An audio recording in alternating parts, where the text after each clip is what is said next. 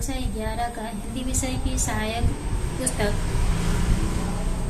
विधान भाग का पहला पाठ है। इस पहले पाठ की लेखन विधा निबंध विधा में यह लिखा गया है। इसको लिखने वाले हैं कुमार गंधर्व और पाठ का नाम है भारतीय गायिकाओं में बेजोड़ लता मंगेशकर।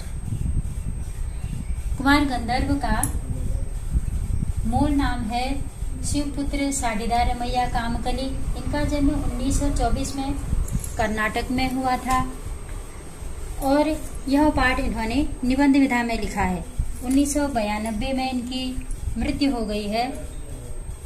क्योंकि यह परंपरागत साहित्यकार नहीं है, मात्र इस पाठ में इन्होंने फिल्म गायिका लता मंगेशकर की गायकी से संबंधित अपने मन में उठने वाली बातों को इस निबंध में लिखा है। वह कहते हैं कि बहुत पहले जब वह एक बार बीमार थे तो बीमारी में ही रेडियो में एक गाना चल रहा था। गाना वह बड़ी तल्लीनता से सुन रहे थे क्योंकि आवाज जो थी वह बहुत सुरीली थी। उस सुरीली आवाज की ओर आकृष्ट होकर गाने के अंत में जब उन्होंने लता मंगेशकर गायिका हैं यह नाम सुना तो वो बहुत आश्चर्यचकित हो गई। वो आश्चर्यचकित इसलिए हुए क्योंकि उन दिनों नूरजहां नाम की एक बहुत प्रसिद्ध गायिका थी। उनके गाने बहुत प्रसिद्ध हुआ करते थे। फिल्मों में उन्हीं के गाने अधिक चलते थे। लता मंगेशकर दीनानाथ मंगेशकर की पुत्री थी। इसके अलावा उनकी बहन उषा मंगेशकर, आशा मंगेशकर ये भी फिल्मों में ही गायन का कार्य करती हैं। लेकिन भारत की सर्वोत्कृष्ट गायिका लता मंगेशकर ही हैं। उन्होंने फिल्मों में शास्त्रीय संगीत पर आधारित गाने गाए हैं, करुण और भावनापूर्ण गाने गाए हैं, देशभक्ति के गाने गाए हैं। लेखक कहते हैं कि लता जी के गानों में श्रेष्ठ गानपन भी है, आरोह अवरोह भी है, उतार चढ़ाव भी है, सुरीलापन भी है और उनके स्वरों में निर्मलता भी है, यानी स्वच्छता भी है। जिस प्रकार फिल्मों में गाने यानी गानों को गाने की विधि होती है वह सब लता के गानों में श्रेष्ठ रूप से गंधर्व जी ने देखा। उस समय के अन्य गायक और गायिकाओं में लता मंगेशकर का स्थान सर्वश्रेष्ठ था।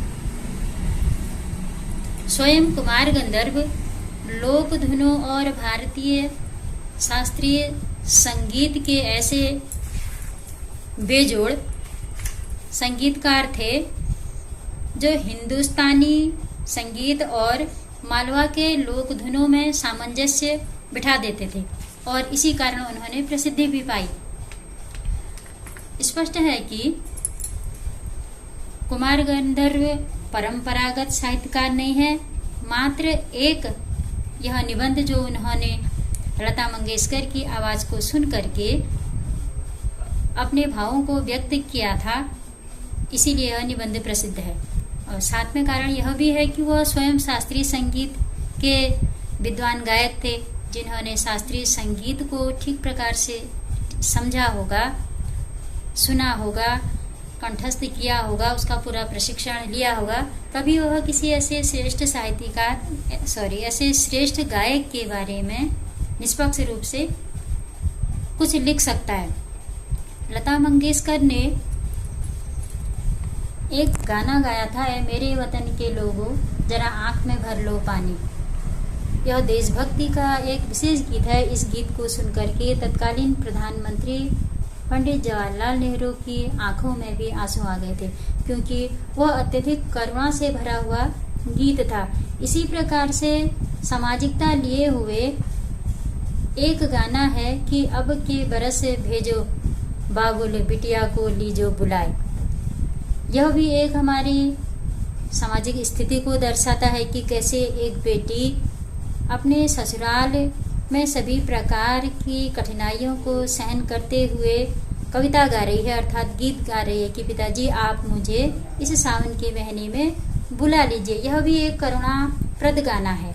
तो हम कह सकते हैं कि लता जी की गायकी में करुणा, प्रेम, देशभक्ति और सभी प्रकार की सरसता भरी हुई है।